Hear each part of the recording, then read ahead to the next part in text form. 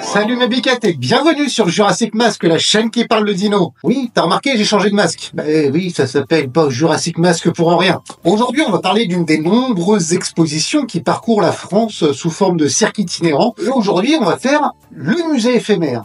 Mais avant d'aller visiter cette exposition, est-ce que tu es déjà abonné au compte? Vas-y, vérifie, je te laisse un petit peu de temps pour regarder. C'est juste en dessous, là. Vas-y. C'est bon, c'est fait? Et ben pendant qu'on y est, à la limite, abonne-toi aussi à ma page Instagram, Jurassic Mask, et n'hésite surtout pas à liker les vidéos. Ouais, c'est chiant, on est toujours en train de demander de s'abonner, mais ça aide énormément, et puis en plus, je sais pas si t'as remarqué, j'ai quand même beaucoup de dinosaures à nourrir. Hein, JP? Ah, tu finis ta gamelle, ouais. Ouais, bah tu pourrais venir faire un petit coucou quand même. Bah ouais. Enfin, allez c'est parti, on part à Reims, dans le Grand Est. Oui, bah il paraît que c'est encore en France. Donc cette exposition a lieu au Parc des Expositions de Reims, le plus glamour comme lieu pour visiter. Et donc avant d'entrer dans le bâtiment, on avait une espèce de petite baraque avec écrit entrée et caisse. La guichetière me déleste donc de 12 €. Ah, attendez, est-ce que vous avez vu le dinosaure sur cette espèce de petite baraque là, le guichet? Il vous ferait pas penser à quelqu'un? On t'a demandé ton droit à l'image, toi, Rexy? Non, hein? Ouais, c'est ce qui me semblait.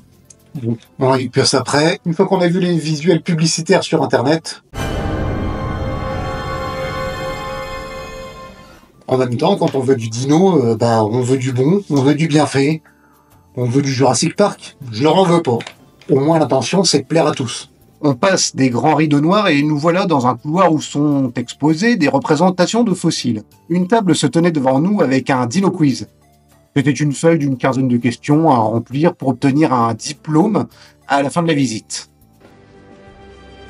Challenge accepted. Et allez, on passe une belle porte en pierre qui me fait penser à une autre. Et nous voilà en plein combat entre un gigano et un spinosaure. Mais hop, ne brûlons pas les étapes trop vite et continuons dans le sens de la visite. On est accueilli par un raptor qui a une bonne mine et qui me semble plutôt content de nous voir. Et on enchaîne avec des petites scènes qui représentent des interactions entre différents dinosaures. Si vous les reconnaissez, n'hésitez pas à les mettre en commentaire. Et est-ce qu'on ne dirait pas un joli petit arbosaure là? Là, un Parasaurolophus, un Utahraptor, et peut-être un pachyrhinosaure, un tricératops et son piti, et un beau dilophosaure. Bon, je vais pas quand même tout vous montrer, et j'en profite un petit peu pour observer ce combat de titans que je vous avais spoilé juste avant. J'arrive pile pour le spectacle qui commence sur une bande-son du film Jurassic Park, qu'on va retirer, sinon on va se faire striker, et on y découvre un ankylosaure du nom de Petite Bosse. Sans déconner, aussi peu d'imagination, hein. Dans la colo du Crétacé, il s'appelle Petite Bosse parce qu'il a été récupéré bébé.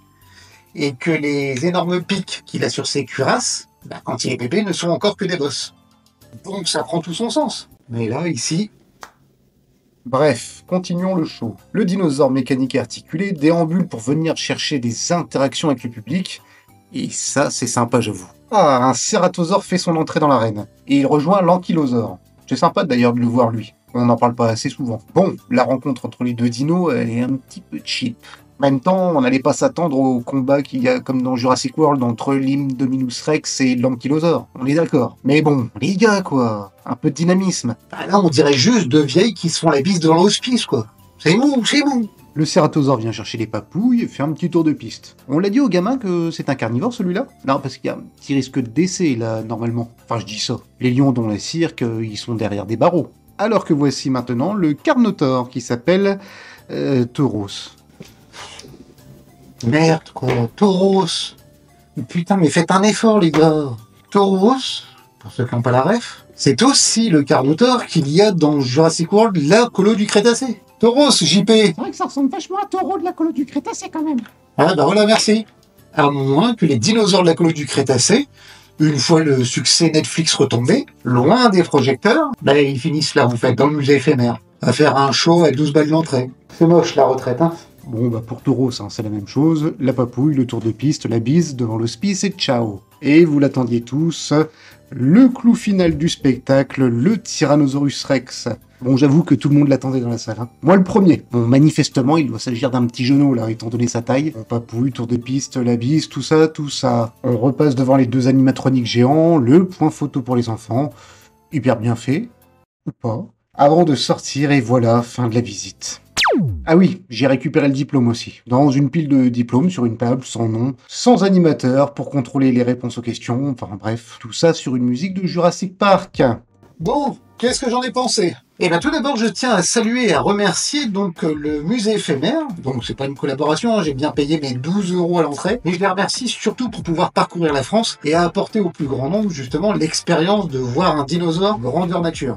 Mais je dois avouer que la scénographie n'est pas dingue.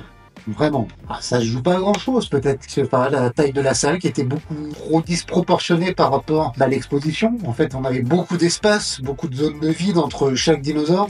Mais bon, ça doit venir de moi, je suis un petit peu trop exigeant quand il s'agit de dinosaures. Je le sais, je suis taquin. Mais attention, j'ai pas dit que c'était pas bien, parce qu'il y en a vraiment à mon avis pour beaucoup de ronds. Quand on voit la location de la salle, la logistique pour transporter tout ça, le fait d'animer des dinosaures, pour certains qui sont très grands. Une grandeur nature, du coup, et ça fait très grand. Ah oui, il y avait aussi un petit stand de souvenirs et puis une petite échoppe pour manger. Bah, je m'y suis pas attardé parce que honnêtement, ça donnait pas envie. La boutique, bon, plus que passable. Et puis le point restauration, d'où j'étais de loin, ça me suffisait. Bah, ça manque d'immersion, ça manque un petit peu de raffinement, quoi. Je vous invite à aller sur leur page Facebook et Instagram, le musée éphémère, ou sur leur site internet www.dinomusée.com. En tout cas, dites-moi en commentaire si cette expérience vous tente ou si vous l'avez déjà réalisée.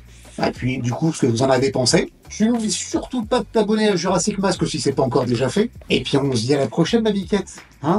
Qu'est-ce que tu dis, JP? Non, rien, je leur disais juste dire au revoir de ma part. Eh ben non, si tu veux les saluer, tu passes devant la caméra. Oui, non, attends, c'est toujours moi qui fais le boulot, là.